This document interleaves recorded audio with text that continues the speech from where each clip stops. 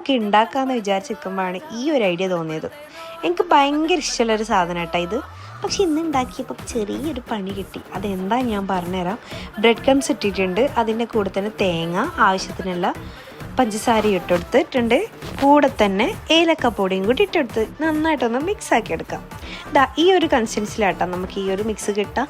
ഇനി ഇതിലേക്ക് കുറച്ച് ബ്രെഡ് ക്രംസ് ഇട്ടിട്ട് നന്നായിട്ടൊന്ന് മിക്സ് ആക്കി എടുക്കണം. എന്നിട്ട് ഈ ഒരു ഷേപ്പിലായിട്ട് എടുത്തിട്ടുണ്ട്. എനിക്ക് ഈ ഒരു അളവിൽ 10 ബോൾസ് ആട്ടാ കിട്ടിയിട്ടുള്ളത്.